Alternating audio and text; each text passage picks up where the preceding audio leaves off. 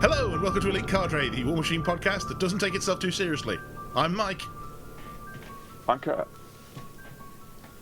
I'm Dom. It's presented chicken. Well done. We can't afford an intern, Benj. I can't decide if he's addressing that sentence to himself or... I haven't decided yet. Okay. I don't know. I'm too poor. I can't afford an intern either. So Fair enough. Yes, well, we're back, and this time not talking about the Welsh again. Really? Wait. I thought we always did that. We do, but I mean, we could we could effectively make 2 episodes a year, one before the Welsh and one after the Welsh. Just get by on those. Some might say that's pretty close to what we already do. You beat me to that, yeah. So we thought after the keynote, did they actually? Yes, they did call it a keynote. The keynote that was at Lock and Load this year, as well as some further bits that have come out through was it 8-hour TikTok stream that SFG did?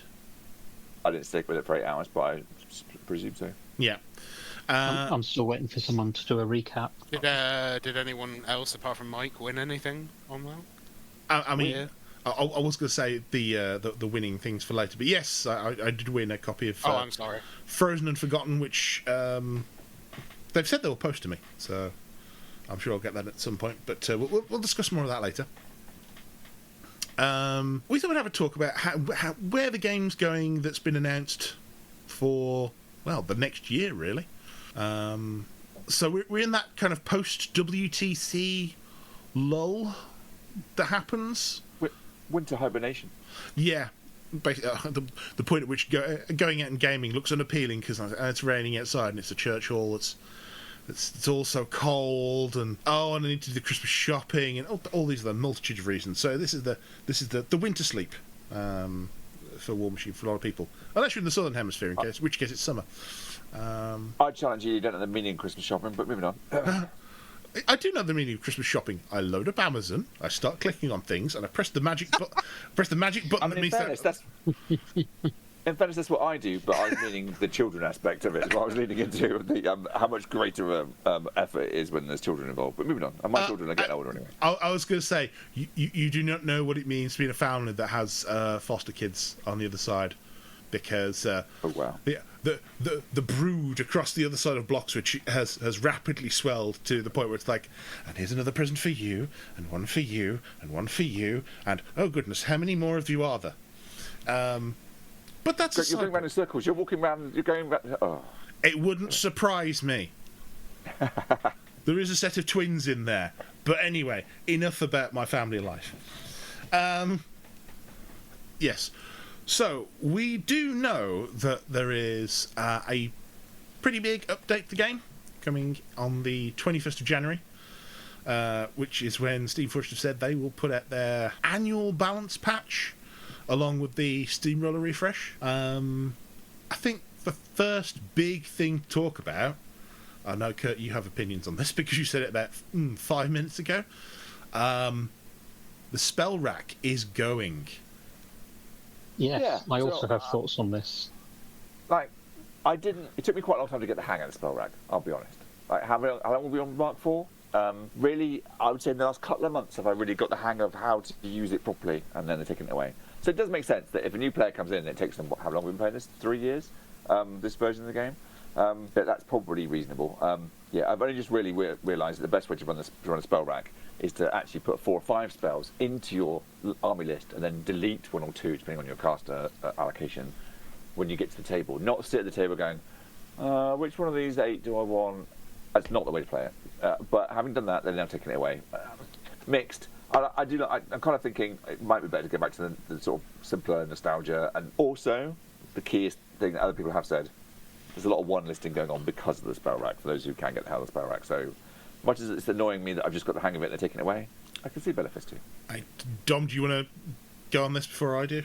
Yeah, I think this might be the wrong choice for them. Ooh. I think that there is a definite issue with the way it's implemented at the moment, where the spell racks. I mean, a faction is defined by the spells on their spell rack, and there's some really powerful spells there. I think it should be streamlined instead, and everyone only gets one spell rack slot, and I think the racks should be unified, and only maybe 3 or 4 spells that are actual toolboxy spells, not any of this here's my Windstorm, here's my Carnage, here's my Inviolable Resolve, that just fit in as everyone takes it because it's just generically good. I think it should be more toolbox. You've hit on one of the things there that is one of the stated reasons behind why they would like to get rid of the spell rack. In that, let's say that I, as a Kador Wintercore player, look at the spell rack, I go, oh, okay, I've got 2 slots. Well, let's start with superiority, and then we'll add, what's my next one down? Let's take the movement one. I've forgotten the name for the moment. But, like, every caster, unless they've just got the Colossal, is taking the same 2 spells. And I think the rack is a good idea, but the current implementation is flawed, so I think they're probably going overkill and hitting it with a hammer where a scalpel will be better. But then the more I've spoken about this, and I know I've spoken to Kurt at Club Night about it, as I describe what I think it should be, I find I'm actually describing command cards by the end of the conversation anyway. That's actually fair. I hadn't actually thought about it till now. I would actually like the command cards to be put in a position where I'd like you to either lose a couple or make what's there, make it more of a decision about what you're actually taking too. Because again, for those, it's like, well, I'm playing a War Machine faction, so I guess I'll take Old Faithful first. And then everybody can use it now. Everybody can use it now, by the way, just specifically. Yeah, well, yes, everyone can use it, but like not a lot of Hordes factions. You don't need to, because you have healing built in, don't you, generally in Hordes? Yeah, if you have War Beasts, you have healing. But like, do I want defences? Well, yeah, okay, we'll take some defences.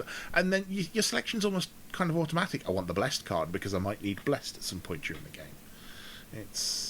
I might want a heavy war drop. I might want a heavy drop. I might want 2 light drops.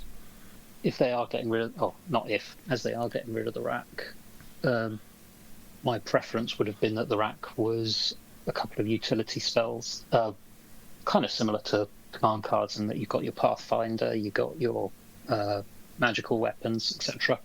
As they're getting rid of the rack, maybe the halfway house is to then say you could choose your command cards at the start of the game. Interesting. I mean, I suppose the command cards, now that there aren't special ones that cost points, that's feasible. Yeah, because you're not affecting anything else. Very true. And it just gives you that little bit of flexibility to do something about a bad matchup. Yeah. And also, if we could maybe have the command cards that are being chosen entered on Longshanks, it might give them an idea of what's not being played for the motherland. Just saying. I can guarantee you they know exactly what's being played. If they're not using the app and seeing what command card selections people have in their lists, or just list building in general, they're missing a trick. I mean, yes, they do have plenty of storage of lists on there. So, yeah, no, that's feasible. Yeah, and goodness knows there will never be a list without Lucky Penny. Yeah. But, I mean, Isn't that just a problem with spells in general, maybe? That the spells need refreshing? I mean, that's literally what they're doing.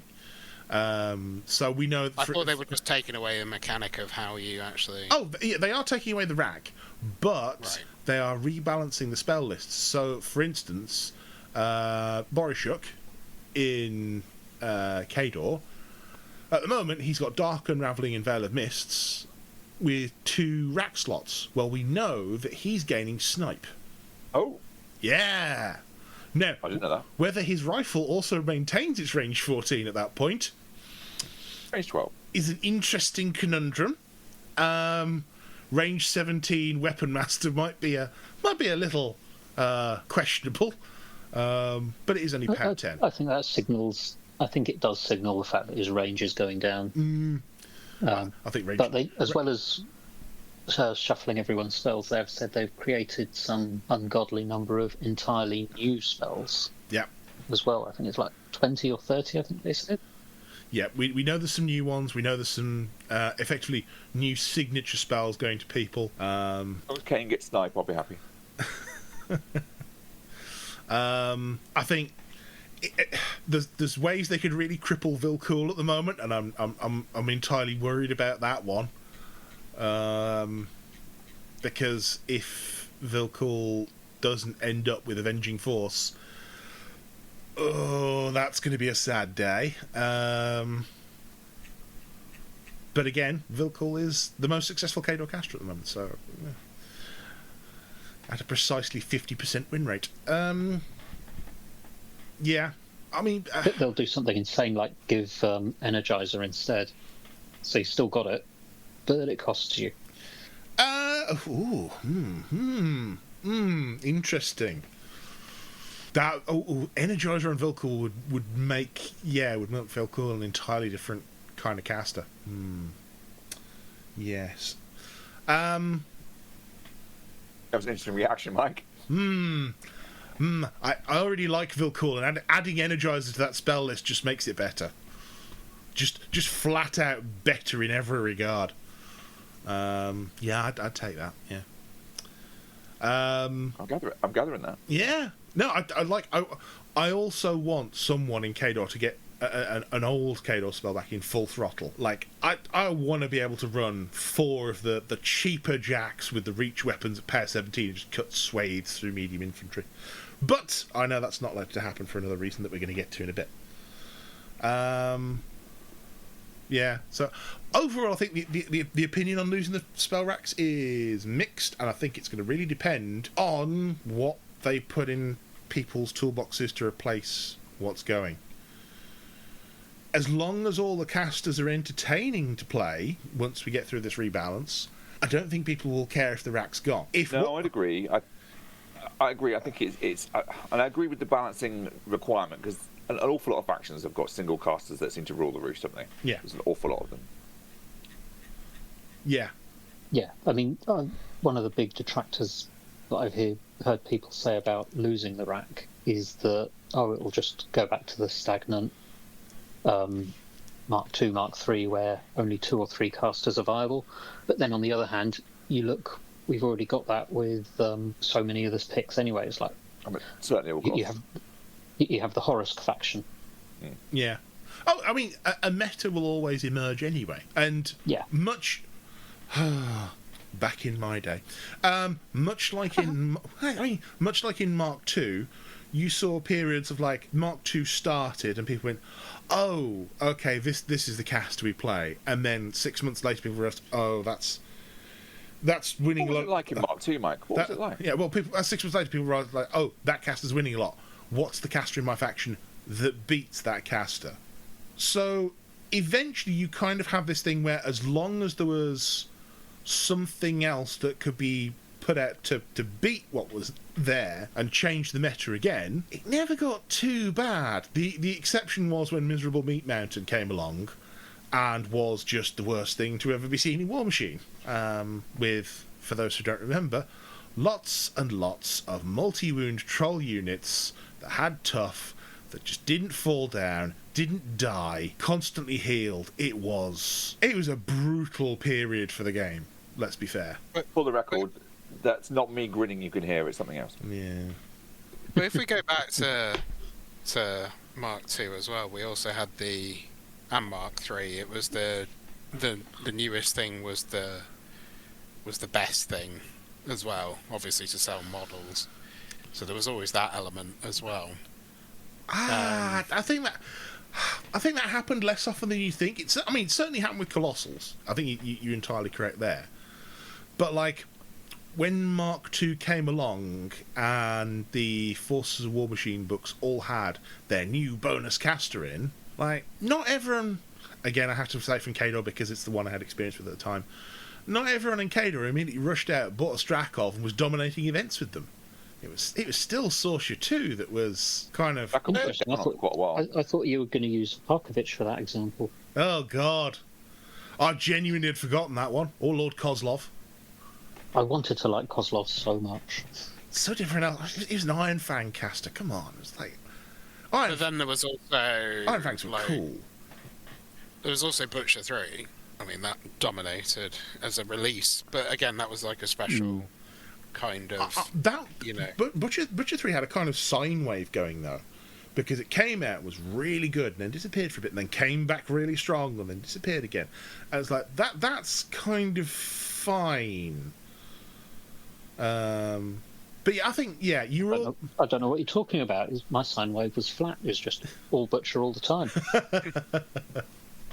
Well, yes, when you have impending doom, it certainly is fun to just wade into the enemy army and go, and impending doom.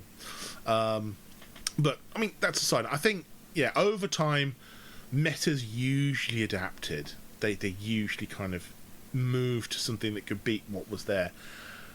And I think with the year-long format that we have between balance updates, except for emergencies, I think that's roughly what we're seeing. Yes, you're still seeing stuff that's powerful, but over a year you learn to adapt and change, and depending what scenario you're facing what on, can change the equation. So, yeah. So are you accusing Dom of being an old man that doesn't like change? We're all old. Hang on. This is accurate. This is accurate. This is persecution. Okay. Wargamers dislike precisely two things: the way things are, and change. And that will always be the case. I don't know. I just hate change. I You think hate I'm everything. You hate Well, everything, mate. Oh, I don't hate. All right, fine. Is that what I'm known for? Even in this circle, is just hating everything. Clearly. That's a strong word. Disdain. But yes. So Loathing. I'm going to attempt to segue now. So bear with me. Hold on to the arms of your chairs. It might make a rumbling sound. You needed it just now. Yeah. Got pressed. One of the things with losing the spell rack is that certain factions will be losing it on things like Carnage and other hit fixers. I better not. I'll be cross. In every single game, which is going to go through with the intention of having lower lethality in the game. Good segue. Yeah. Do you like it? It is. Now, one of the professed aim of this was so that you can start having, once more, units that you put on an objective and go, at least some of that will be there next turn. Because certainly at the moment, anything that is out forward of your army, it's just dead. It's just all dead all the time. Or at least that's certainly how I found it. Go on. It doesn't have has that sort of chess vibe of I put this here, I move up, I take it. It doesn't. Yeah, I agree. It definitely has that kind of providing you are buffering accordingly and adapting your models accordingly or units. Then yeah, almost anything takes almost anything, doesn't it? In some respect. So one a sense of that. Yeah, the methodology that they've said that they want to go through for this one is they want to drop some high mats, drop some of the higher rats, drop the range on some of the higher sprays, and even potentially start dropping arcane attack on things. As well as confining hit fixers to maybe one caster. Is this a return to infantry machine? Or is it Hopefully just... not. Don't think they want to do that. I mean... I don't think that's the aim. I think I'd quite like to see single wound infantry on the table again. You know, just at all. Because, let's face it, single wound infantry they aren't really a thing in War Machine.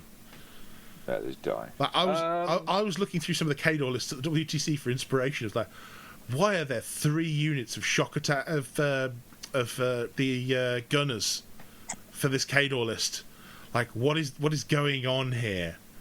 There are a few exceptions, but they're not very many. Yeah. So Gravedigger Rangers are definitely one of those exceptions.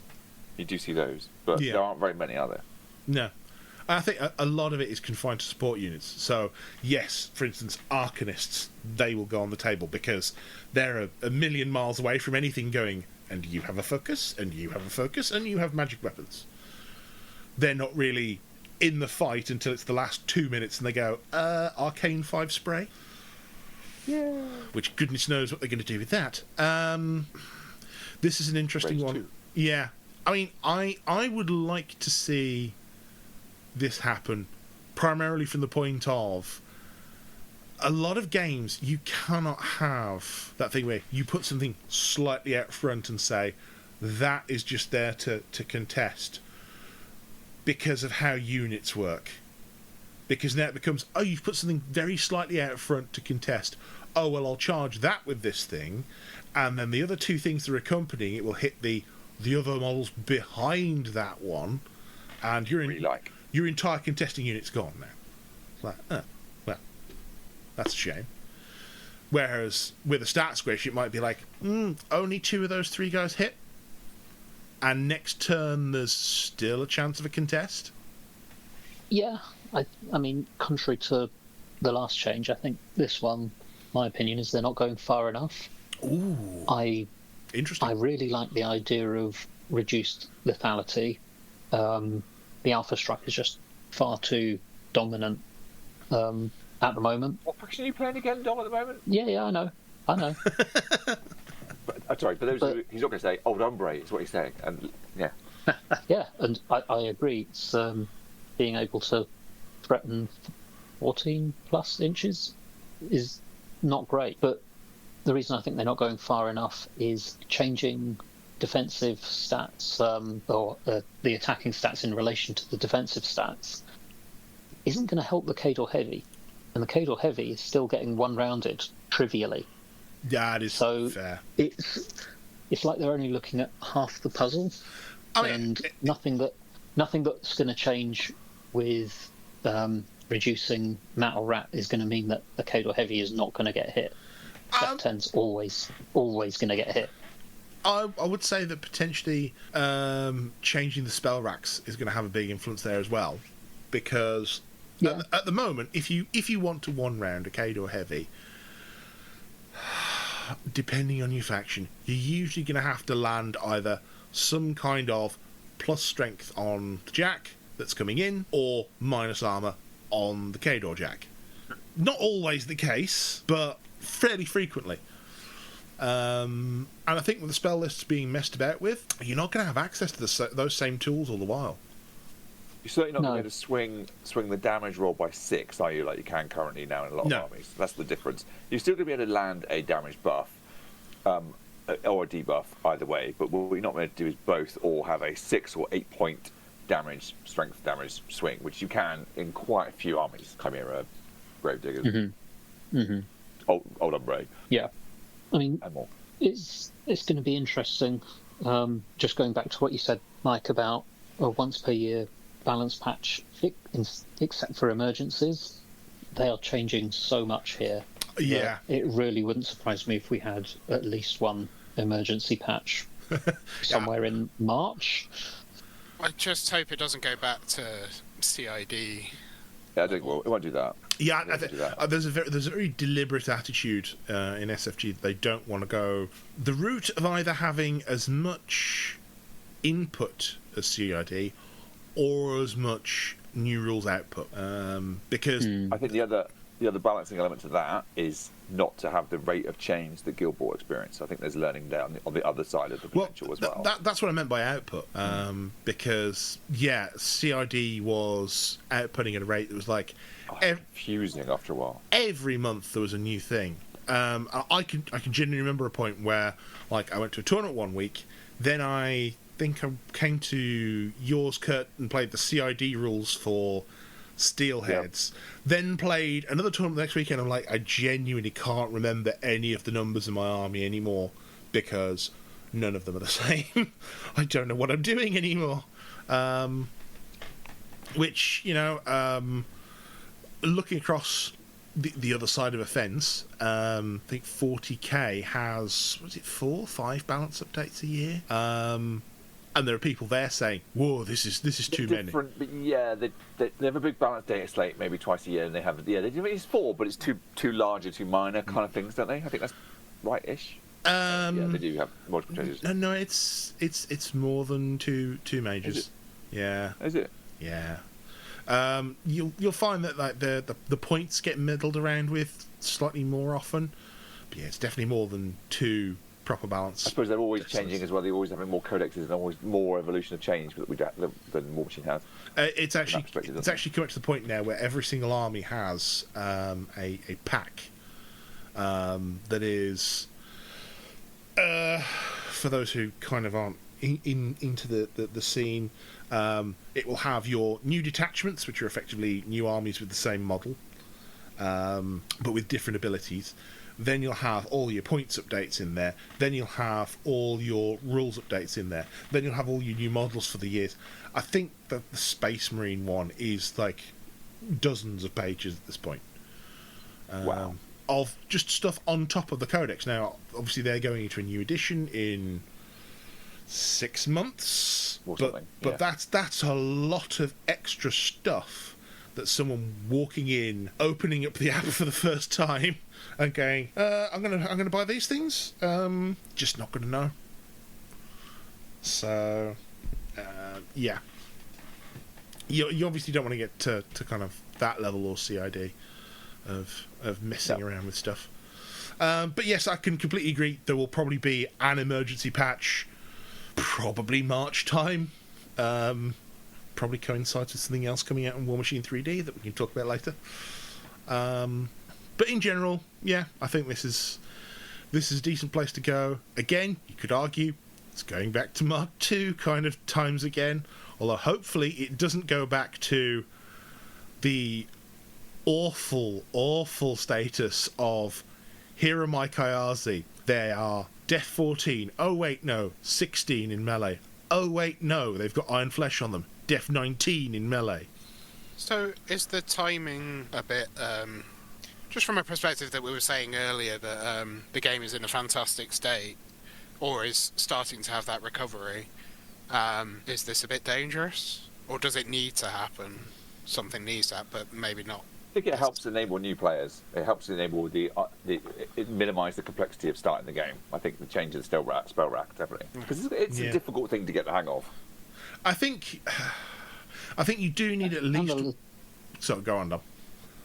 I was going to say, and the lethality too. Just not having positioning being so punishing for new people is going to help. I think as well, you do need that once per year opportunity to go, actually, we've undercosted these. Even with meta changes, they've proven to be a problem. Let's try and address this.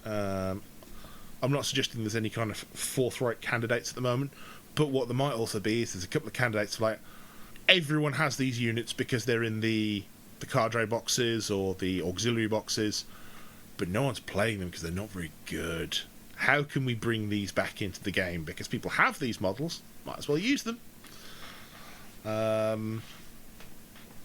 Yeah, I think you've got to have something of this ilk every so often. So, yeah. Yes, I think you don't want the game to stagnate. It needs to have, it needs to adapt and change, and that keeps everybody interested. Like, yes, we don't want the change. Yes, we don't want this, but actually, it's staying the same is worse. So, especially considering an army is a lot smaller than it ever used to be, and so you're not going to have the same. Here's a UA that changes how everything plays. Winter Corps, probably after Behemoth, I think, is functionally complete from their perspective.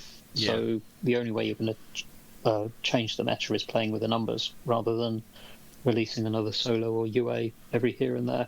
I mean, Which definitely was the solution before. Agreed. Yeah. I think if eventually they'll probably get access to more stuff, but it will be a case of like, here's the new set of cadres for this year. So that instead of, actually it'll be alongside SKS 6. You can have this new box of stuff. Admittedly, it's a bit more awkward with Kador because of that whole Fury focus split. So they've got to do the Super Juniors. If they continue that model, we don't know. But no, it's I would say Winter Corps exclusive models probably there or thereabouts done. Yeah, I think you're right. And they did even say at one point, like, there will come a point where once you've got the third army for a faction, one of them will get moved to I want to say or whatever. Yeah. I was gonna say legends, but no, that's the wrong term. It's armies of legend in War Machine. So you can still say they're being legendsed. So yeah. Archive. Yes, quite. But carrying on with the theme of change, we're also going to have some changes to Steamroller. Oh. In that 3 of the scenarios are staying and 3 are going. Again, wild speculation, rampant randomness. I mean, do we need a quick reminder of what the current scenarios are? Any of the ones? On them. Yeah. Are any of the ones that you want to see gone, or has it been announced? Sorry. No, it hasn't been announced. 21st of January again.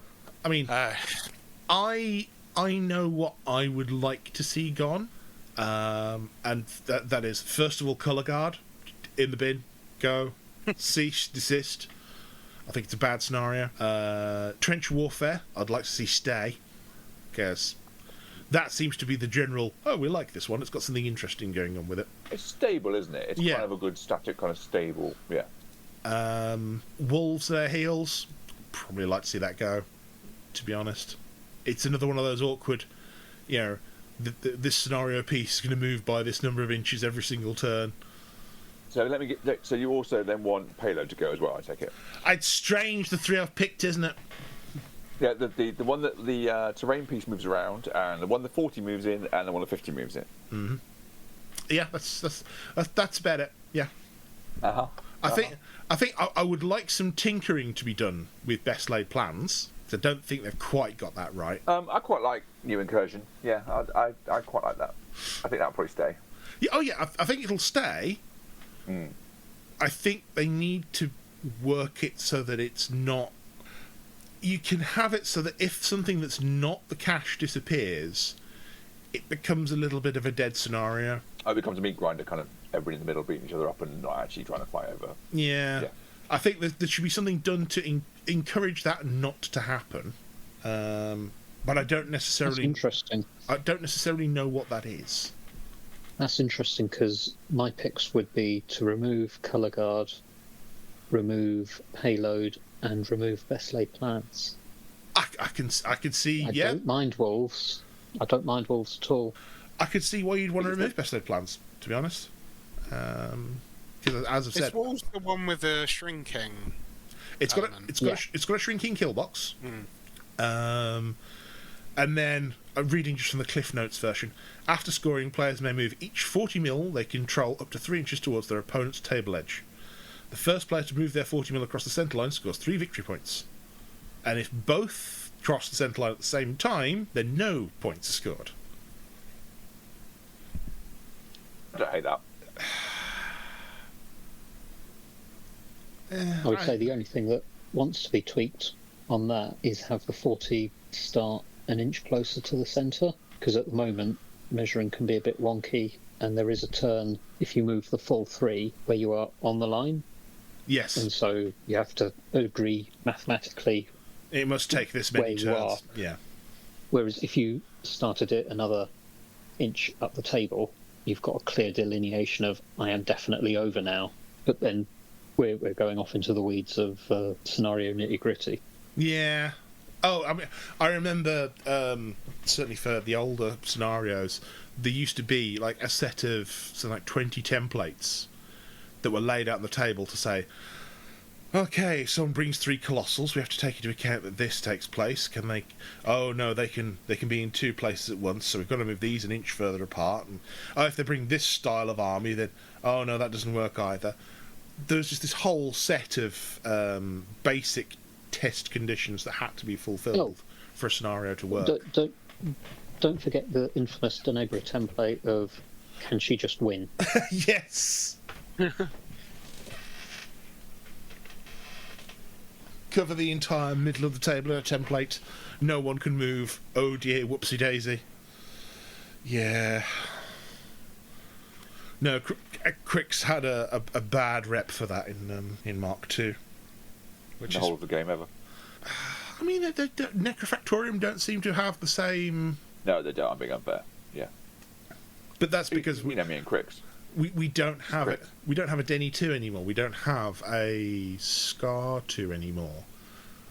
It was Scar 2 that did the whole, like, you can't attack this, or this, or this, wasn't it? I think so, yeah. Yeah. I believe so. Like, you can't attack my Colossal. A bit like Haley 2 in some respects, isn't it? Not the same ability, but a similar feel from the other side of the table of, I can't have a go. Fine. Oh, that was another screw you on scenarios. As was Haley 1's... oh, God, it was just a spell, wasn't it? I've forgotten what it was. It's kind of the thing that they enlarged into the feat for the second one in some respects, wasn't it? So I can't remember that. Yeah, it was the whole, like, you can only make a normal move, you cannot run, you cannot charge. Yeah. Now I'm interested. Does it still exist on her card? I think it does, but I think it's a slightly smaller range these days. No one likes control casters, apparently. So, if all I don't know. It's hard. If all the faction does is say no, no one wants to play against it because you don't get to use your fun toys. No, but it's hard to design that kind of gameplay element, basically, if you do want to, control other people's armies. What? Make control casters, but just when their abilities mean you can't play your game, that's when it kind of gets more negative, a negative play experience. But you do get control. It's not to the same degree, though, I agree. I'm going to have to ask everyone to hold up again for a second here, because it's the second time now I've looked at the caster from the days of yore and realised that they've completely changed things. So Haley 1's feat. Do you remember Haley 1's feat? No, not properly. Blitz? No? I don't think I can name it. Oh, okay. 2 better, but not 1. I know I played into Nick playing Haley 1, but it's a long time ago. Haley 1's feat used to be, if you popped at everything in her control area, got to make an extra attack. Oh, yeah, okay. Yeah, which is, no. They've removed that, and instead they've moved Temporal Barrier, which is the spell I was thinking of, to be her feat. Okay. And it's now changed so that while in Haley's control range, enemy models suffer -2 death. Enemy models beginning their activations in Haley's control range suffer -2 speed. Temporal Barrier lasts for 1 round. Which, that's pretty punishing.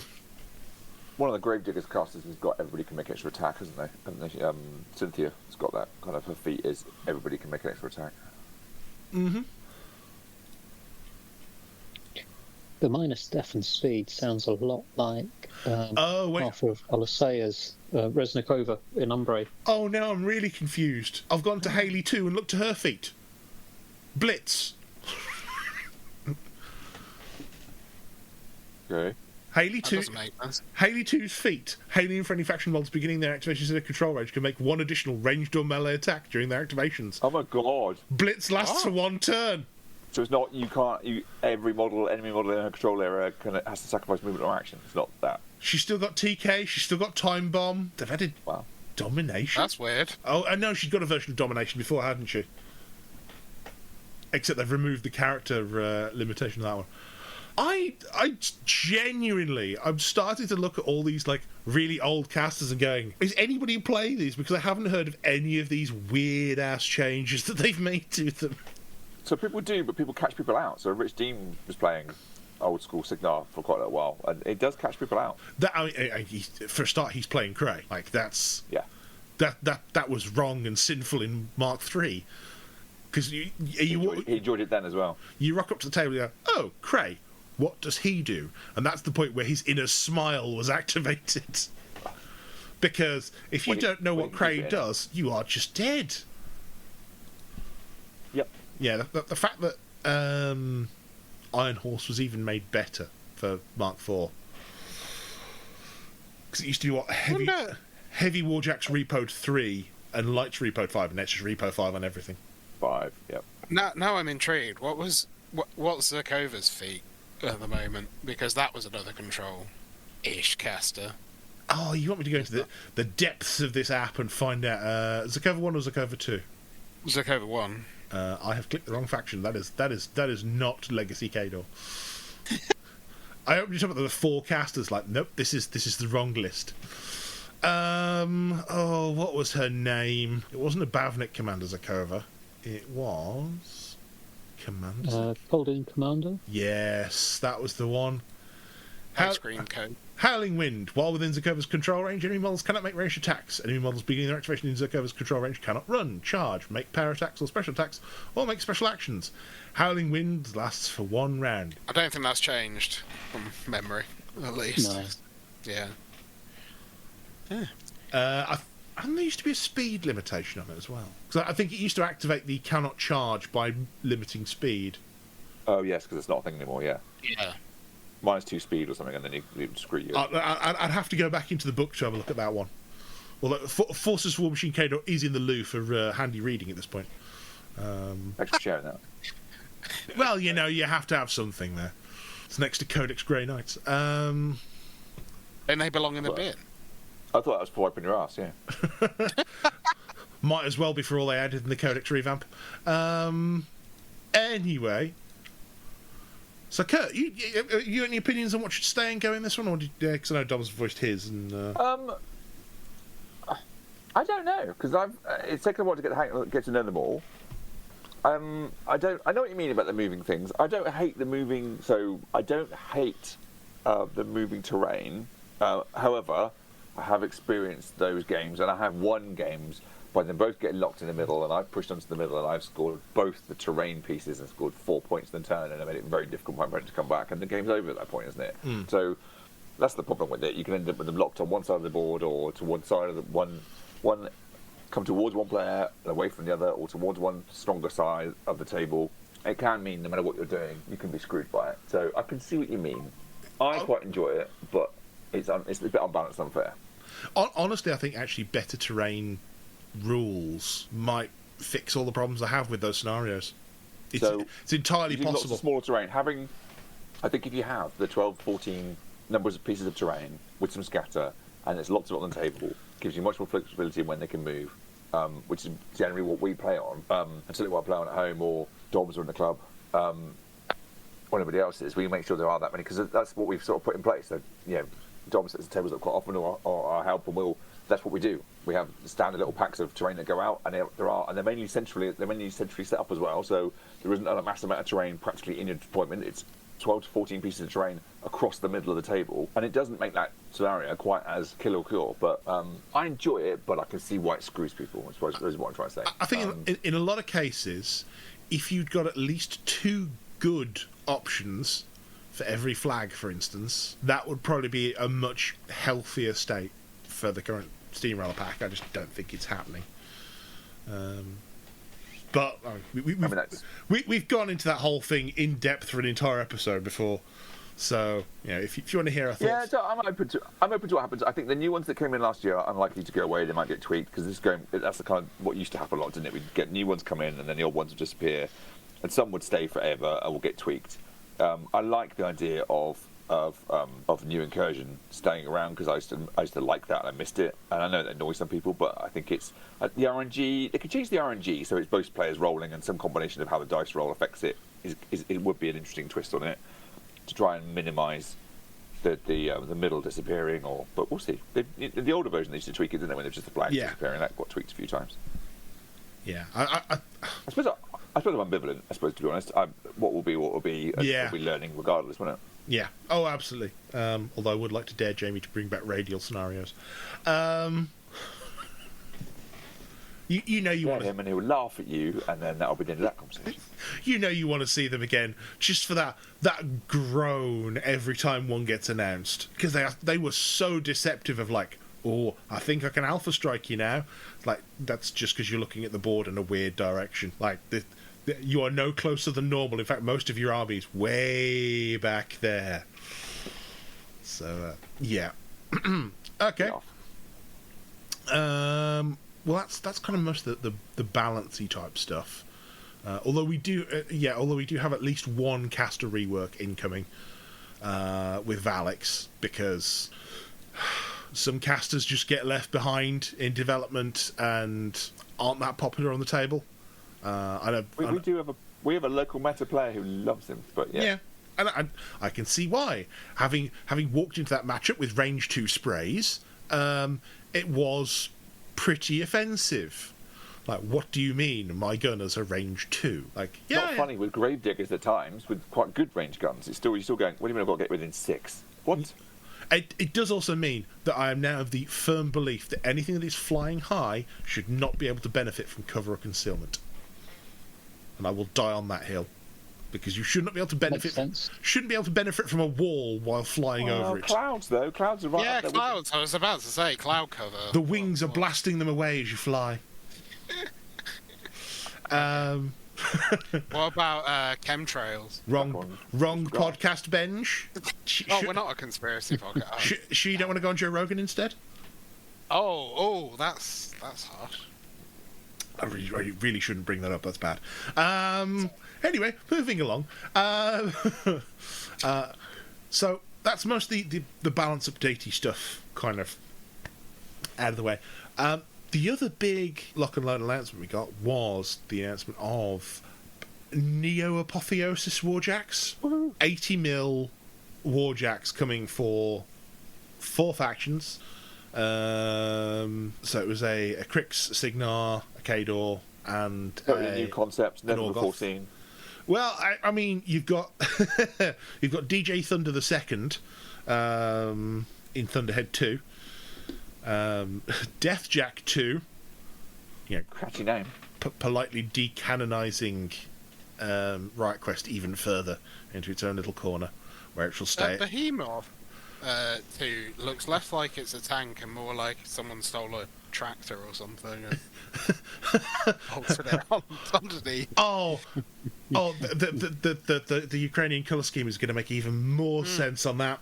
That's what I was thinking.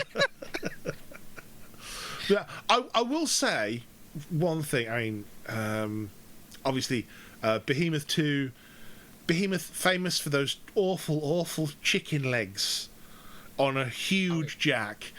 This time they've gone, we're going to have a huge jack. Is it going to have chicken legs? No, it's going to have tank treads.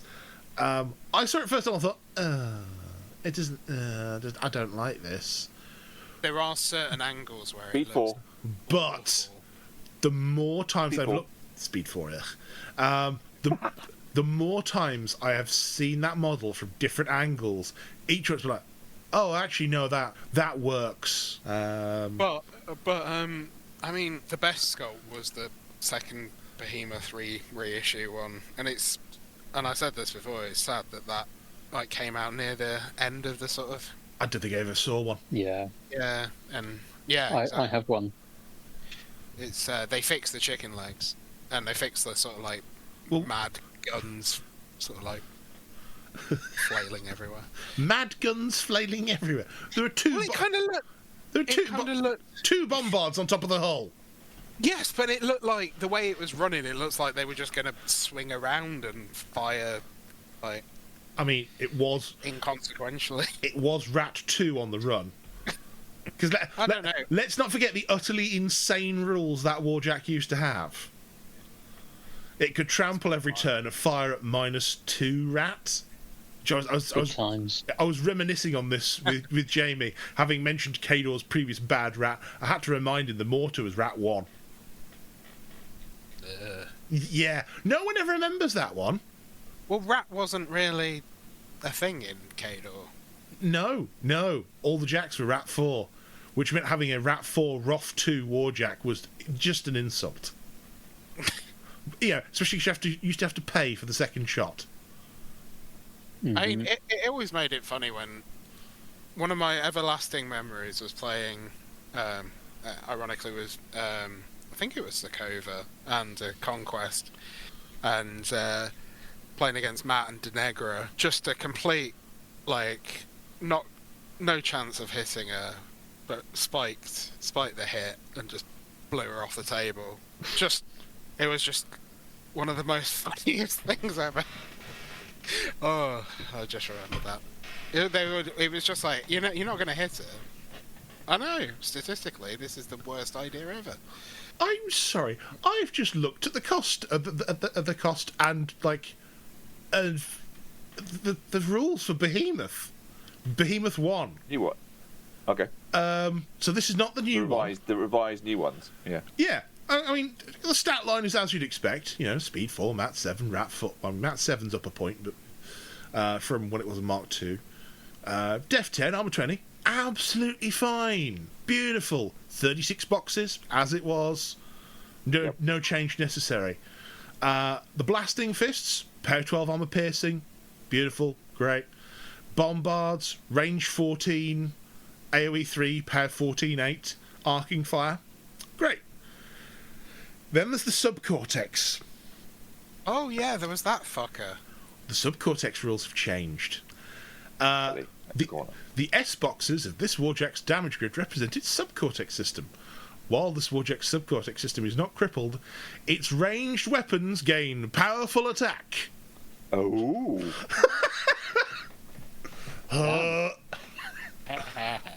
I feel ill. How much is this model again? Oh, that's the other thing. So, let's see. The Kador Colossals, 26 points. Yeah, that's nice. That's nice. Kador Character Jacks Drago, 10 points. Yeah, it's fine. I feel like you're building to something, Mike. I feel like you're leading somewhere. Even something pretty expensive as a character jack like Torch, 16 points. That's it's on the in line with modern checkpoints. Yeah. Yeah. Behemoth 20. That's Magnus and Invictus levels. Oh, that's great. Is that gonna Why change? didn't you see it? Oh, that's the answer right there. Yeah, but damn. Yeah. Then some good rules. Oh yeah. No. I mean, I wouldn't be offended if it's something vaguely like that turned up. Even that, you just know Behemoth 2 is going to be like roughly the same points value, but just be bonkers in what it does. And it's going to be in every army for about 6 months. I hope so. And also, it will be on an 80mm base, which, but this isn't just the Behemoth 2 show, because we've also got Thunderhead, who can now fly, which what? Seems reasonable. Yeah, that seems entirely reasonable, Kurt. Thank you. When did I become the Signar fanboy? I don't understand. Yeah, especially because I own most of Signar as well for this edition. More me. Yeah, I can't. What was there was something special about Death Jackers? I mean, it's still got the Skulls of Hate, which do roughly the same sort of thing. Yeah, it does. Yeah. That's it. It's got quite a spell list. It's not just casting it's not like a. Yeah, it has its own little. Yeah, okay. Yeah, it can just give itself Ghost Walk now. Was Death Jack the Jack that basically fueled itself on souls? Yes. Yes. Yeah. Has it still got that mechanic? Yes. So it's hyper aggressive. It's got the Skulls of Hate, which means it gets a soul token for each of its non-crippled arm systems. It gains a soul whenever an enemy living model within 10 is destroyed. It can have up to 3 at any one time. And it can use souls for 1 soul token to remove D3 damage, 1 to cast a spell without spending focus, and what? Oh no, I don't like that. So let's say you start your turn with 3 souls and you think, I think I can kill 3 things. You can start the activation and then swap out the 3 souls you have for 3 focus, and then just kill things and get 3 souls on top. That's delightful. It's got power 20 crit decap weapons, because as you do, So never-ending souls, essentially. I mean, crit decap, I probably wouldn't be sending that into infantry models. That's going into Warjacks. Oh no, I've accidentally crit decapped with a power 20. It's got reduced lethality when? It's only mat. It's only mat 7. I'd have thought this would be mat 8. I think old money it would have been. And I think they're indicating an indication of where the stats are going, because I think they've already been amended for the revision. They have said that some stuff hasn't been changed yet. Some new stuff, purely because they didn't want to have people play until January with deliberately underpowered rules.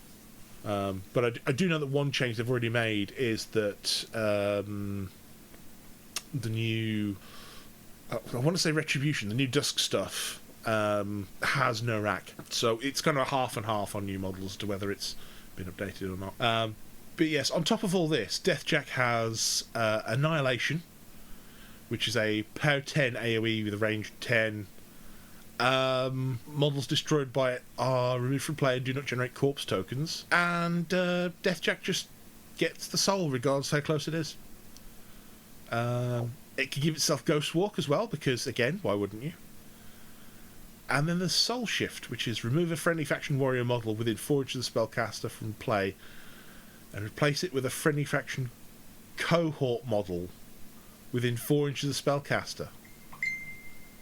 What? Oh! It's got like airdrop. Not airdrop, like the balloons used to have. Or crane. So, no, yeah, that's a long range crane. It's like the what's his face used to have. Now, it does say that the placed model must Darius, yeah. must forfeit its normal movement and counter-attack after being placed. Actually, you can't just slingshot with it. But that's rude. Yeah. Deathjack's going to be interesting. I mean, I think people have already had their deliveries of Deathjack going out as well. How many points is he? 20. Okay. You Is know. that a running theme for Yeah. A bit all of them? a bit like Magnus is 20 Yeah. points, and a bit like Exelon Nostler is 20 points, and Carver is 20 points. Have a guess how much the new Super Junior for Fate of Naro and her two War Beasts are. 20 points? 18. Ah! They're wussy cats though, but yes. Are you sure they're wussy cats? Well, they are defensively not that strong. They do a lot of damage, don't they, from what I've heard. I haven't played into them yet.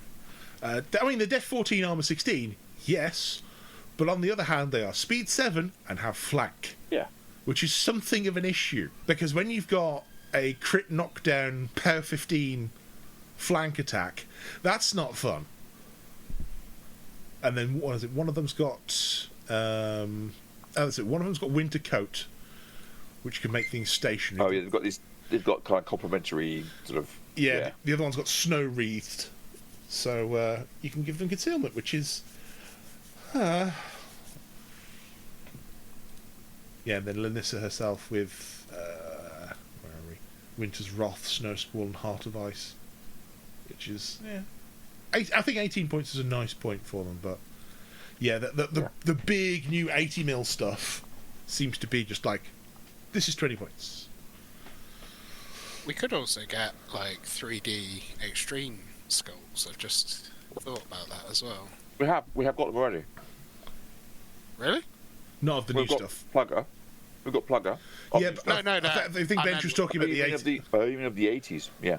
Yeah, plenty of scope. I think Not that sure, yeah. I think they'll probably keep them shop exclusive for a while, but I wouldn't rule out extremes coming later down the line. Not as part of the subscription, though. Yeah, I think you're right. Yeah, Plugger was a good. He is. model. I I'm really looking do like. Yeah. I think Looking it's, at So far, the only models on the sub are things that are only available as part of a box, so they're not losing a sale by having it printable. Yeah. yeah. I mean, you do get the welcome pack of, what was it? It was all the words have gone. Dark Ops. The Cephalix. Dark Ops, thank you. The Cephalix. Cephalix. Yes, you do get the welcome pack of all the Cephalix stuff. You do.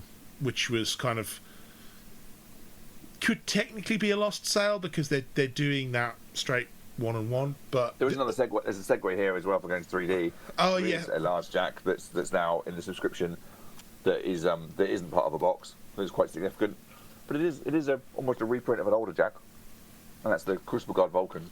Oh yes. So War Machine 3D has had significant updates. Yeah, putting a Colossal into the subscription feels like madness, but I don't think they were going to sell an awful lot of those through the store anyway. And encouraging people to take up that 3D subscription. Yeah. Apparently it's very nicely split out as well, so it can be printed in multiple parts. I have seen that. Yeah, I haven't printed one yet, though, I'll be honest, but yeah. I was going to say, don't you already have 2? I have to. Yeah, you don't need to. I don't need to. Will the rest of the faction be coming out as? It's not coming. yet? It's not coming to the subscription, but they are adding it to an STL store, and anyone with the subscription will receive a discount, I believe, on at least some of them. I believe it's 50% for sub owners. I had heard That's what I something along think those as well. lines. That makes sense. But one of the notable thing was that they've actually come out with like a new Crucible Guard starter box. Like, here's your caster. Well, that's one of the original casters. Here's your 3-man character unit. Oh, that's entirely new. Here's your new character jack to go with your caster. Oh, okay. And I can't remember. Gorman's not in there, is he? No. No. Cool. The new. They've got They removed Gorman 1 from CG. He's not there anymore. Yeah, this is the thing as well. This is the first sign of like, oh, okay, we're being serious. Alice. Sorry. We're We being. trying to think of Alice. Yes, Alice is in there as the solo. That's it. Yeah, Gorman was the sign. It's like, oh, we're being serious now about updating this faction, because of course, along with this like new starter box and putting a lot of the Crucible Guard stuff online to be printed, was like, hey, let's revamp everything, and annoy some people by removing things from the artillery. But yeah, it's an interesting time for the Crucible Guard because having access to chemical warfare, which no, please make it go away. I don't want it. It shouldn't be a thing. And I think if I hadn't got sucked back into Gravediggers, I probably would be all in again on Crucible Guard and going nuts for this new shiny bits. And I still may, but yeah, it's I've definitely got drawn into Gravediggers in a big way. Really enjoying them. So otherwise, I think because I still love Crucible Guard. They were my big Mark III faction for quite a while. I thought Gravediggers gave you a moral quandary. They did. You- I got over it. Oh. Yeah. That's the short version. Oh, okay. I also got more. I've also got more of the faction, and the how easily they die if you're not careful with them. Definitely is a balance. It is quite all or nothing. But I do find that I think playing Chimera for I don't know the last 6 months or so, quite heavily, and getting a hang of positioning and being really careful with positioning so Chimera can make that strike, and then taking that concept and tactics and putting it into Gravediggers with more of the complete army, well, all of it. It's been interesting and fun. Ask Dom. It's hilarious. Yeah, Vargas thinks so. Vargas definitely thinks so. is there a story mean- behind that, or It could be. Depends on. Well, I mean, Kurt forgot a rule. A very important rule. So yeah, it was I think the short version is I wasn't totally up on points, but was pushing down a flank quite heavily and pushing Bowden into a corner, and Dom went for a well orchestrated and well thought out assassination attempt on Vargas, and I forgot evasive after he shot him with one of the new giant wolfy things. oh, And then I got charged by Strix and died, and he shouldn't have even stood there. That's the short version, without going blow by blow. But yeah, it seems like it's entirely your own fault there, Kurt. it is entirely my fault. I cannot argue with that one jot. It's also, these things are very good for going, oh no, I won't forget that rule again, will I? What chance? It's like writing Carnage on Magic's card all over again. Feet up your arm as well. Yes. Yeah. Oh, no, Vargas had feated. Okay. Oh yeah, but yeah, that was earlier on. Yeah. But yes, also with War Machine 3D, we're getting 2 new factions. Well, I say new. 2 factions are coming to it that weren't previously on it. So the one that's coming first is going to be the. I wanted to say Brine Bloods, and that's not it. It's the Thornfall, which is the pigs. Yes. They will be getting some new stuff as well, and we've already seen they've got a new 2-headed war beast, at least, coming forward. Yeah, so- Midas. I don't Sorry, know. what was what did you say about Midas? Apologies. I can't remember if that was meant to be Midas's character war beast or. Oh, I thought it was related to Sturm and Drang coming back, but Yeah, sort of Sturm Dragon definitely coming back, but Two-headed war beast, two-headed caster. Yeah, That's true. what I thought was the connection. yeah. Assumption on my part there. But so doubtless they'll get some new toys as well, because everyone else seems to have. Well, Thornfall are getting essentially the Dark Operations treatment. That they will be the free sub-army and all updated to Mark IV, as we've seen with the previous Dark Operations releases. Definitely feels like Steamforce trying to distract me.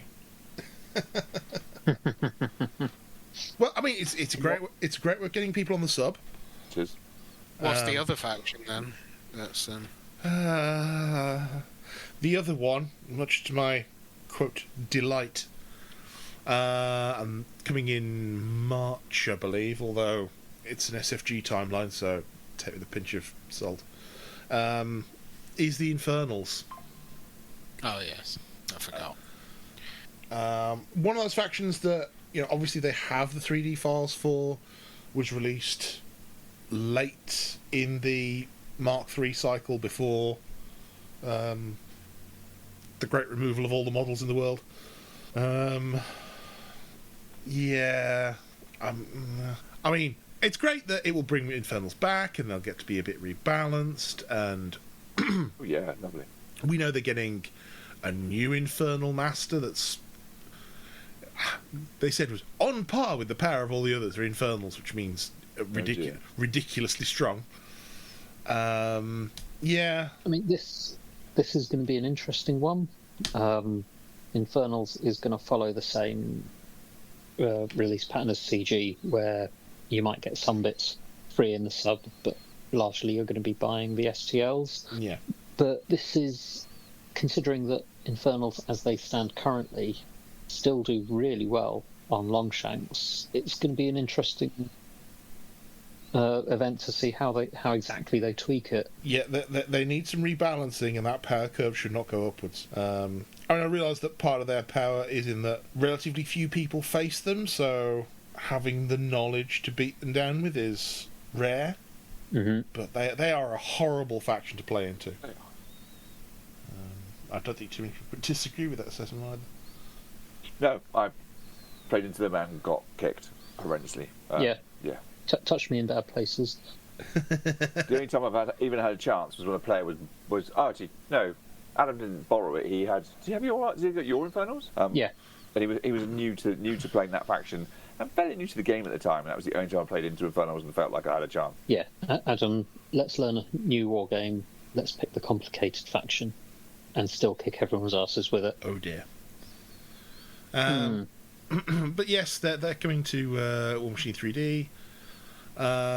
Again, interesting opportunities. Hopefully they receive the same level of design polish as a lot of the other newer stuff has got, because they do clearly need some attention. Mm-hmm. I mean, it's going to be interesting as well, because it does mean that things like the Infernal Gate will start popping up again, and that's a pretty chunky model. And now that people aren't having to order that from Black Anchor, just being able to get hands on Colossals is going to make a huge difference for so many people. Yeah. I think more so than anything else, that's been the gatekeeper to the faction. Yes. Not that their heavies and lights ever felt underpowered either, but yeah, I would agree. Having access to those Colossals is going to benefit quite a few people. Okay. Anything else for War Machine 3D? I'd not heard it on the roadmap, but I had heard it somewhere else that it will be Grimkin following Infernals, which will suit me down to the ground. Yeah, I think. Was it a dream? No, pretty sure. Okay. I think them and Convergence are on the list, as it were. Two of my least favourite factions. Well, I mean, if you think about it, it makes sense, because those are the ones they will have STL compatible models for. They were 3D modelled. Yeah. Yeah, and they announced them all at Adepticon as coming back. Yeah. But I'm pretty sure I heard somewhere that it is Grimkin after Infernals, which will suit me nicely, because if it fits on the timeline, that will coincide with the Welsh, and then I'll be looking forward to parking Umbrae for a little bit to re-enjoy my Spooky Boys. Yeah. I will say with the re-release as well, it's also an ideal time where models that don't necessarily work in the current edition, or that were perhaps a little bit questionable in the old, could possibly be shuffled off into the legacy version of the faction. You mean Jank? What? I mean, I think perhaps Nemo and Gatsby might be missing from the Convergence re-release, for instance. I thought you meant the Cockatrice. I mean, the Clockatrice, yes, is its own thing. However, I think that will probably get rules additions or changes or I whatever. think they've lost that STL, I heard. It's not coming. Done. Hope it's burned. Yeah, they just deleted it. It's bad enough having it proxied for early old Umbrae as well. That was bad enough. PTSD ensues. Yeah, a little bit. Yeah, a little bit. You got to see that vision of your past all over again. Ugh. I hate Grimkin. What does it do? What does Oh, I've moved at the table. Oh, everything's dead. Okay. Well, I've triggered something. What does that do? I can't understand what you're saying, but I'm just dead.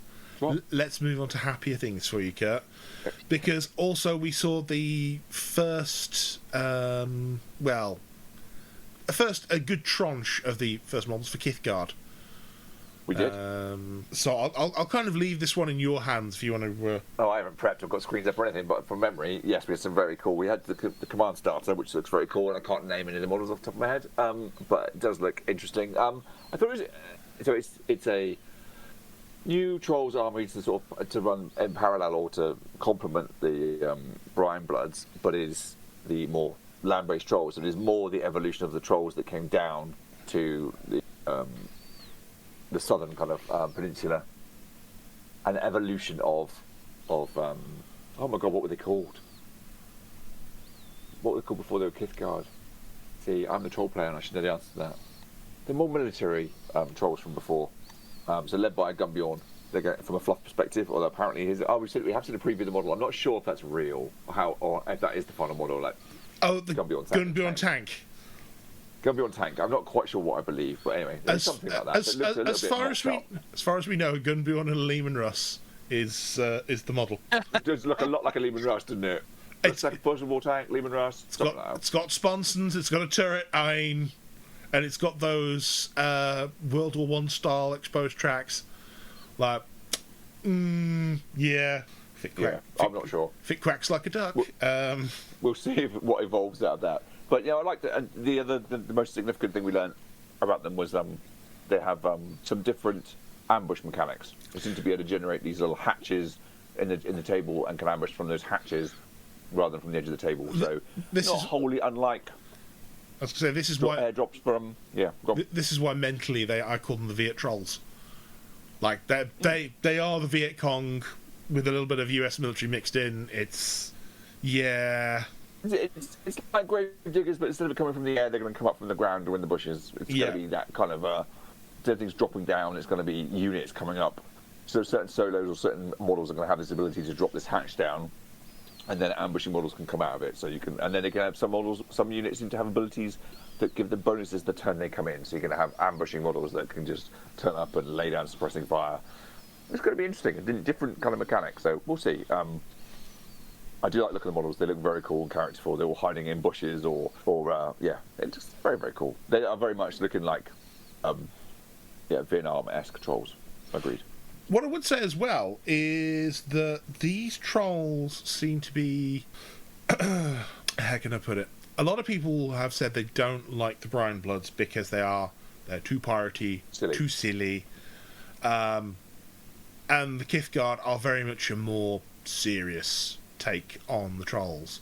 Not entirely serious. Not entirely serious, but you can still imagine one of them is going to have a string of sausages over his shoulder or whatever.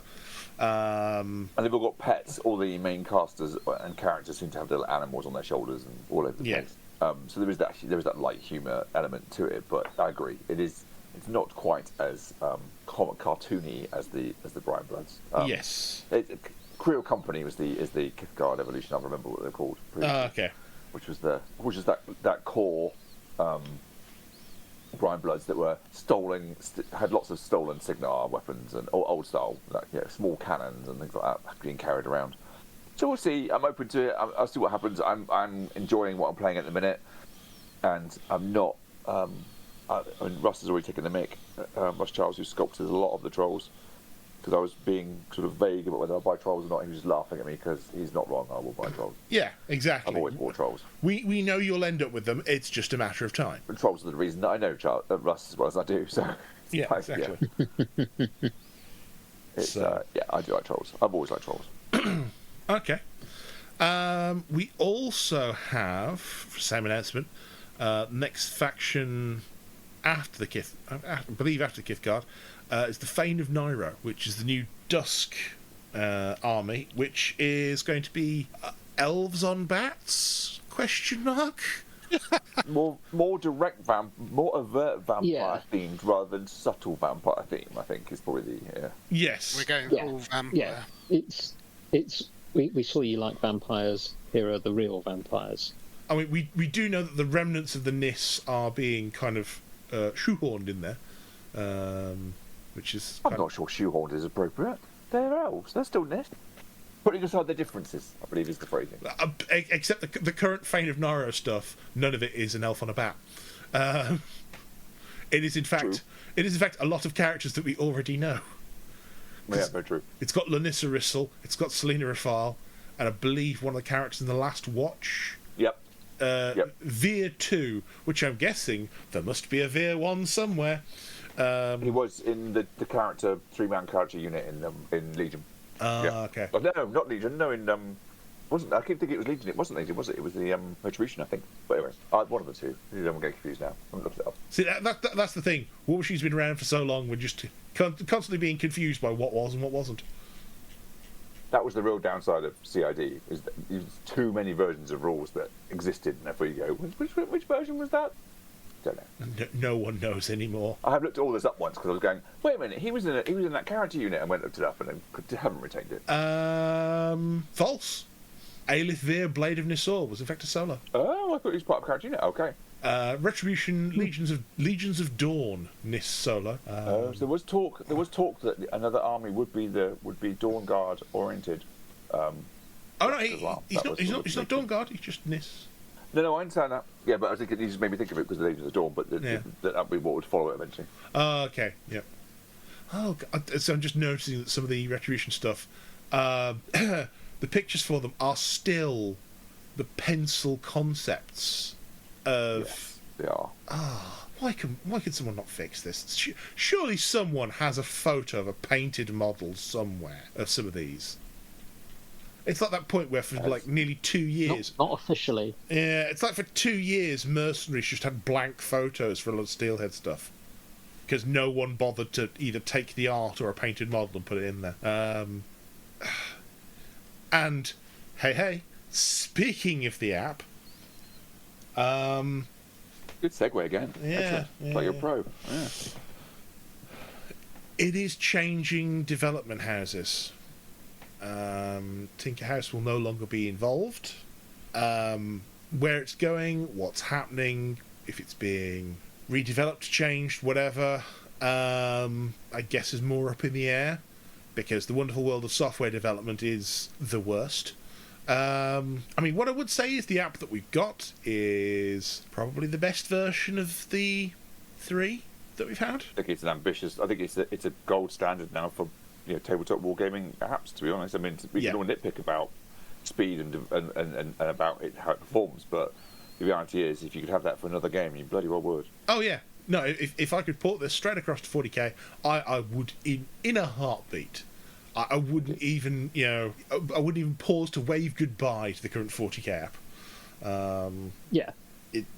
The design of the app is great. It's exactly where it needs to be. It's the execution that's holding it back. Yeah, I'd say what I want is things like the ability to say, if I'm playing a game, so that I'm tracking wounds and I've set up my spell list and everything like that. I'd also like to be able to track CPs on that screen, just as a little thing, or or set what the scenario is. So at any point I could bring up a reference on that page of, hey, we're playing this Steamroller scenario. Oh, that's what the rules are, and not have to go hunting through the various story files to find it. Things like being able to click on the icons to see what they do. That'd be pretty useful. Like, there's plenty of room for better hot links into rules as well. Yes. It works, but it's not amazing, but it does work. It's better than anything else we've ever seen, but it's still clunky, and actually it's quicker to go to the PDF and just search than it is just to click the link. Yeah. You can actually click on the icons to see what the rules are. You just have to click the question mark first at the bottom of the page.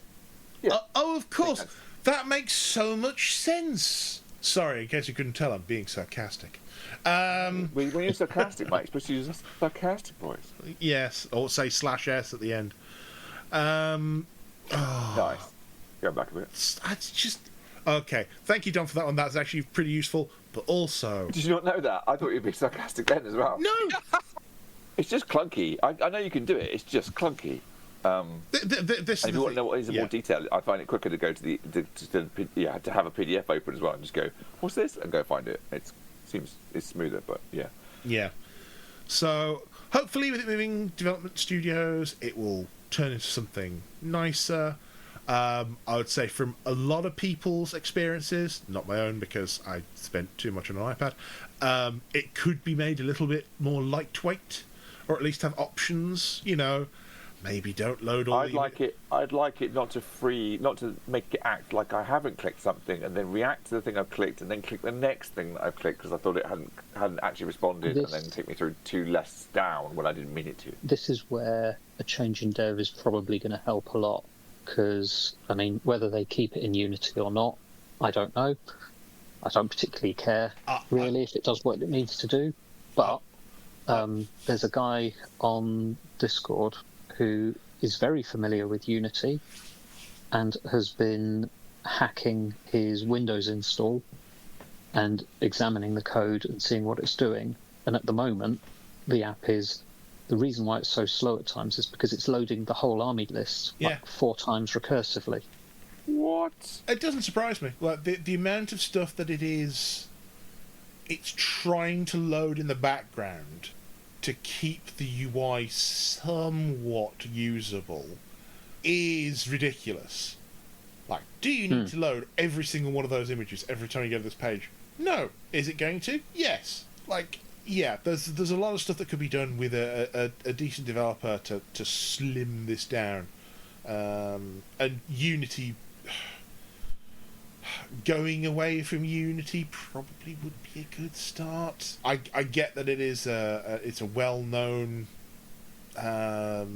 development platform, but at the same point, you could just move to something far simpler and more lightweight, or even just offer a more lightweight option that does the same thing with no images. It's entirely possible, but that's talking from like a works in software industry point of view. What I would say is, for the complexity of the app, it's remarkably bug-free. Yeah, that's true. I don't see too many of those, and that's like, they've done a good job on that. But so hopefully it moves on to fresher, different eyes, and they can do something incredible with it, and it will be lovely.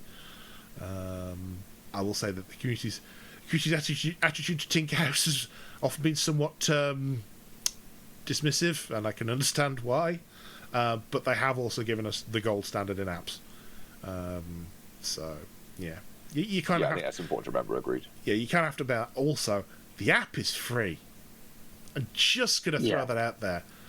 Like this, I don't know how much it's cost PP and SFG over the years to keep maintaining this, but they're also reaping the benefits in, like, they have a free rule set that people can just look at and go, oh, it's a thing. I could just play the game. So, it's a business expense.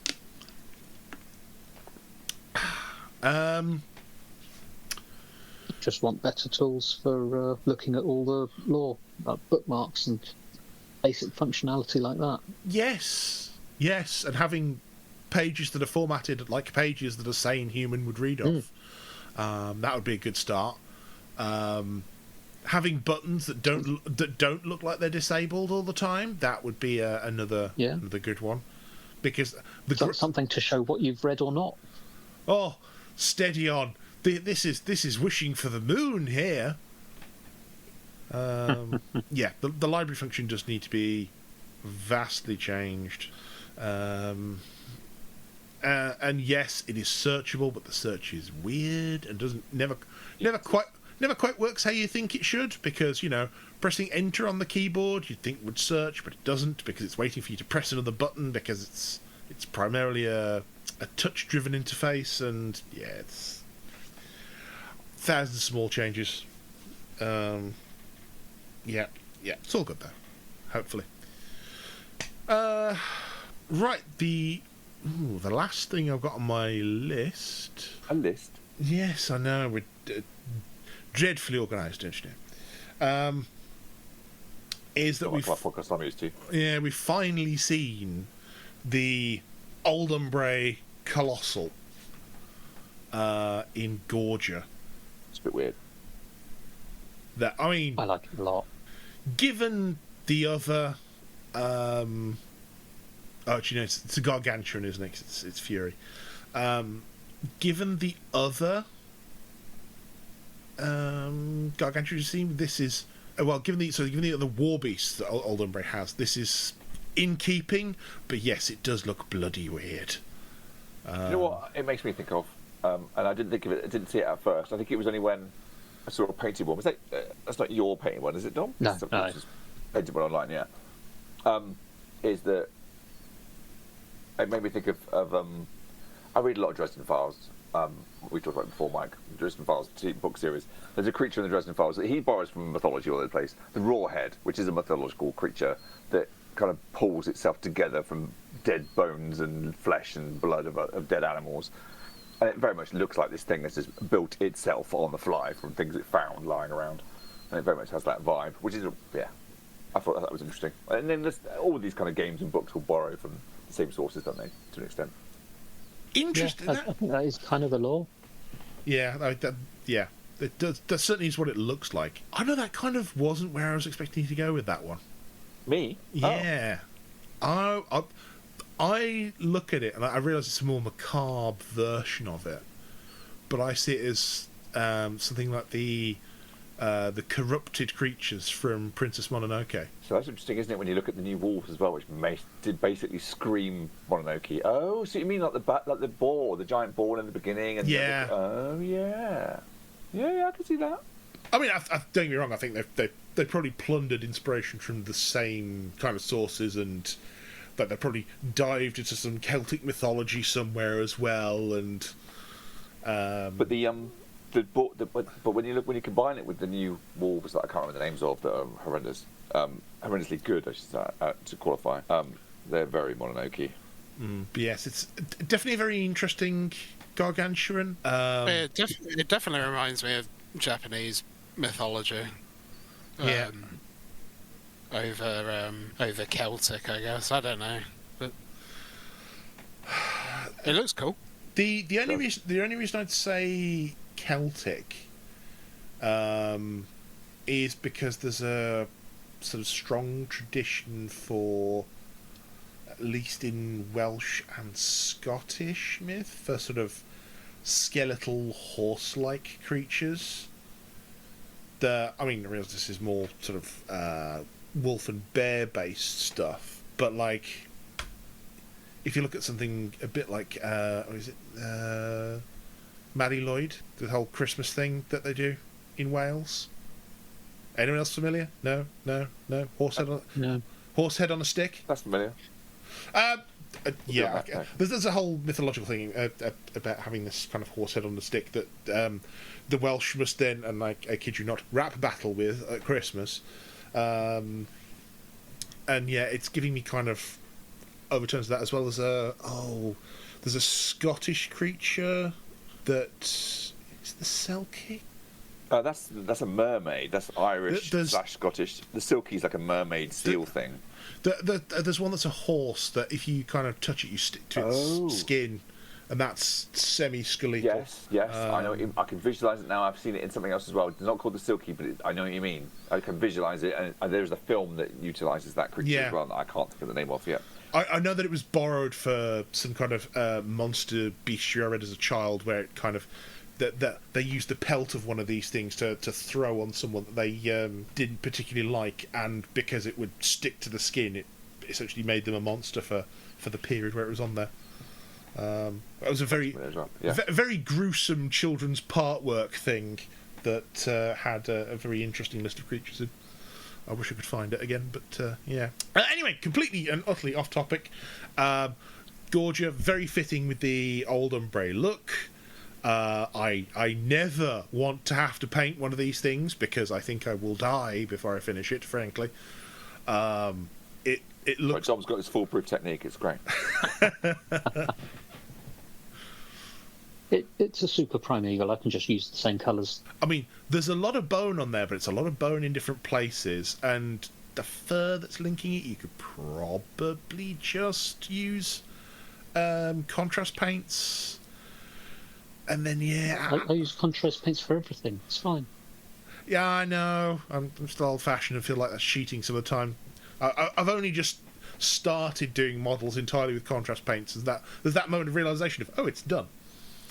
Oh, I don't need to wash it or anything. It's just done. Oh, okay. Was when I got. Let's segue back to that conversation for a painting table. Yeah.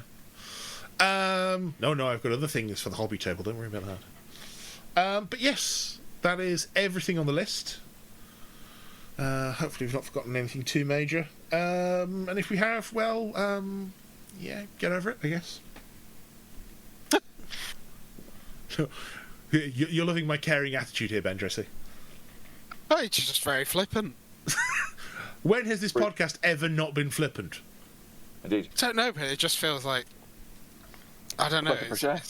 It's harsh when it's at people that can't fight back, because the audience is... They can fight back. We meet them at events all the time. Oh, good point. Yeah.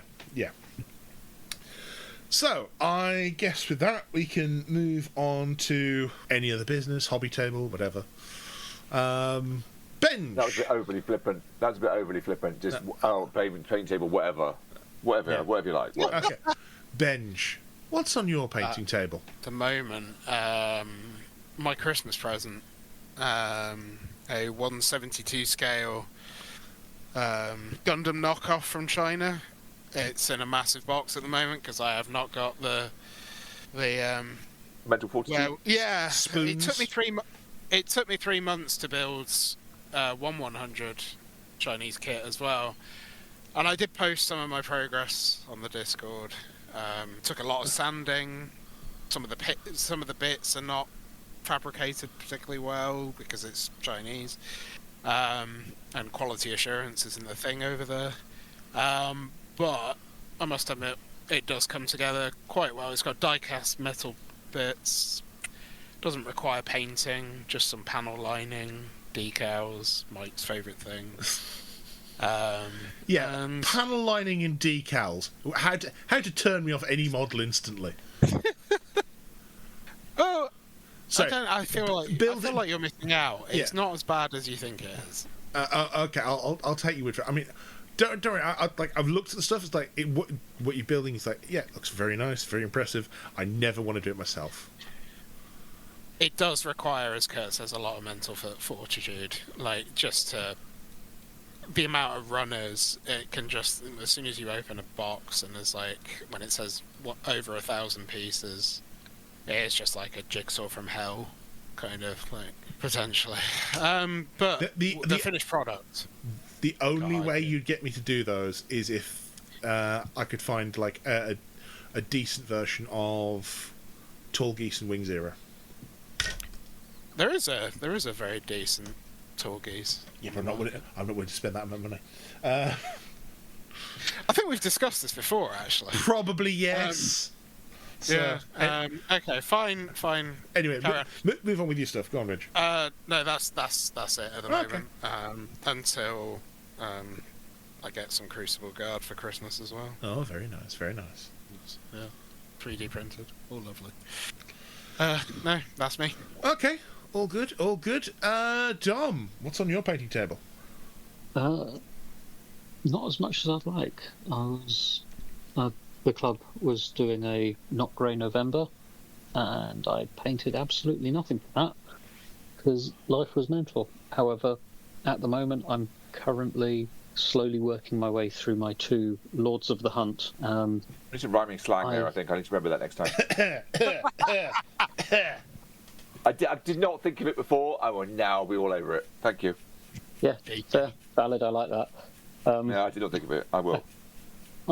I usually hate painting sub-assemblies, but the wolves crowding around the bottom are just too dense that you cannot paint them attached. So the Lords have jumped the painting queue to get done first because I don't want pieces lying around. But I'm getting there. I've done the little baby wolves on each and the rock, and then glued it all together. So now it's all one piece.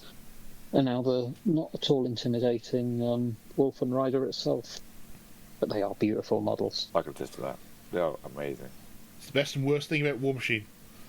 The new models are usually pretty nice. Very, very much. Okay. Well, you have to buy them perspective, and you've got to paint them to do them justice kind of perspective. I mean, as well as looks, they are huge. I don't know if you've seen them, huge. but they dwarf heavies completely. And you'd hope so because they're 80 mils, but it's not on a scale that you'd consider until you actually see it. And just massive. It blows you away. I was going to say, in previous editions, base size was no real determinative model size, because you had the the Grimkin battle engine that was on 120mm, but really did look like you could stuff it on a large base. No one else.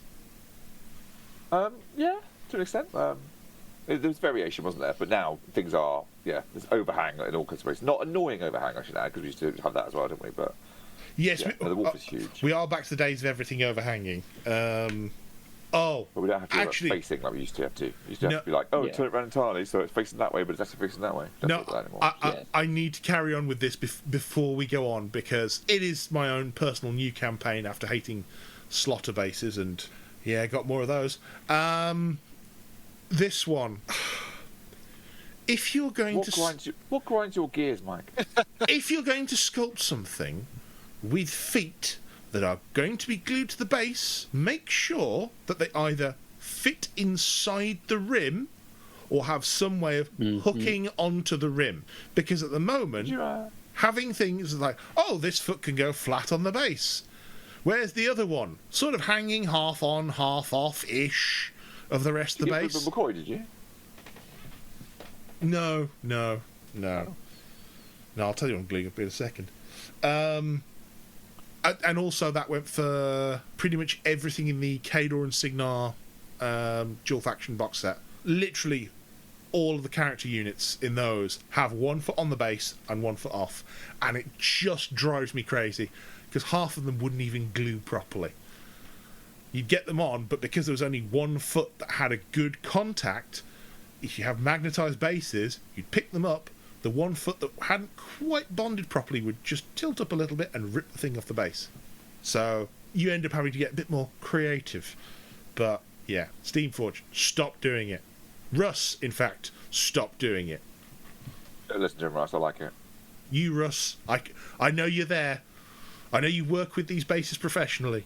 Don't make me come over there and shake my fist at you. Anyway, moving on. So, Dom, are you done with your painting table? Yeah. That's all I've managed lately. After enraging me. Kurt, what's on your painting table? Right now in my hand are some Rangers, the short answer is Gravediggers, as I've been playing Gravediggers a lot and painting Gravediggers a lot. Well, they're not painting as much as I have done. I've been distracted. So I am painting Rangers at the minute, trying to get 2 units of Rangers reasonably well painted, trying to work out how I want them painted along the way. I've printed the other distraction, cut to the distraction, I bought a 3D printer. I said I wasn't going to. I said that several times.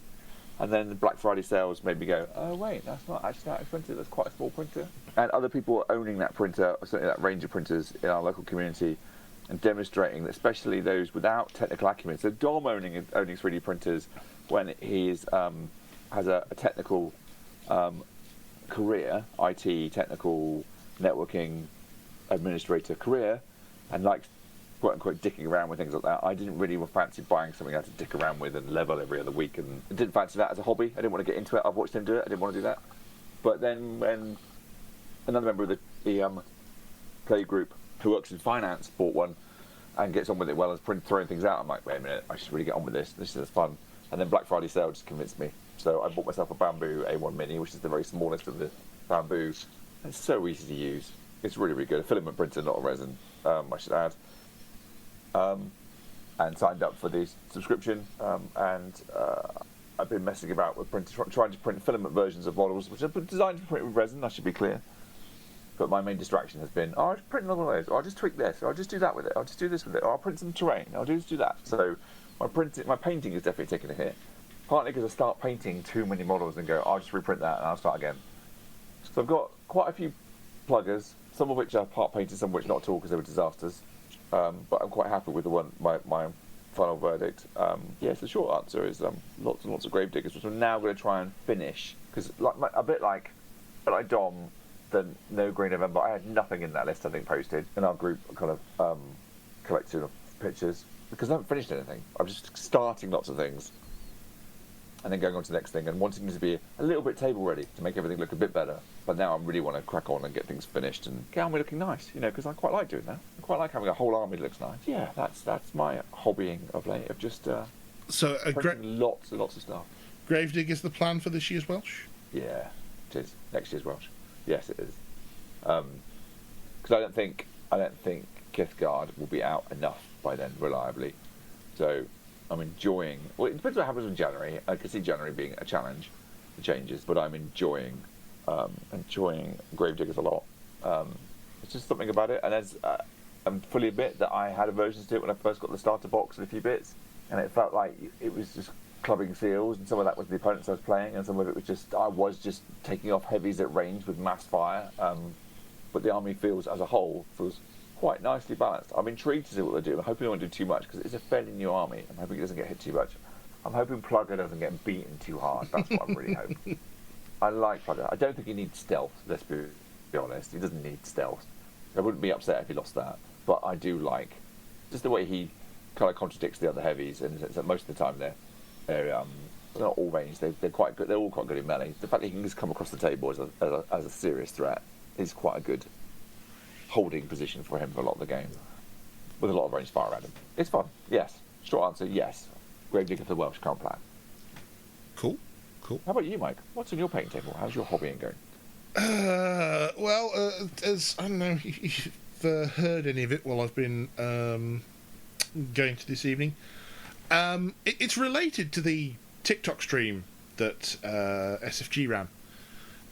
In that they were running competitions to win things, and you got it just by talking in the chat, and I was decently active in the chat, and at one point it got announced that hey, I'd won Frozen and Forgotten.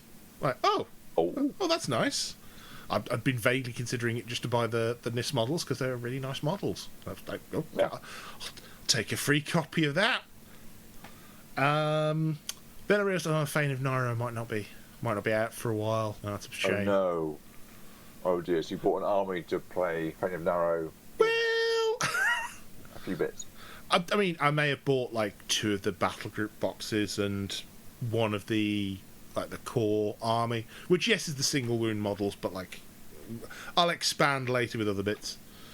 So you bought some Dusk, is what you're saying? Yes, I have Dusk, and they're all, apart from the Warjacks, glued to the bases now. I will say it's the box I've probably had the most breakages in, but I can see why.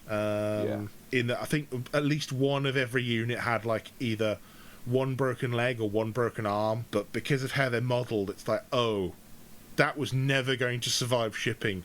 What were you doing with that? So yeah, at some point I will be fielding Dusk on the table.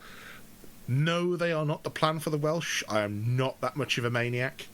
That will probably still be Kador, unless I really take a liking to Dusk, in which case they're really fun. They're really, really fun. They'll just I be really like Dusk. They'll just be getting a spray and wash job. But yes, so no play with them so far. Just building, assembling, and I realised at a certain point it's like, oh, I've got more jack magnetizing to do, and that strikes fear in me because it's not hard. It just takes forever.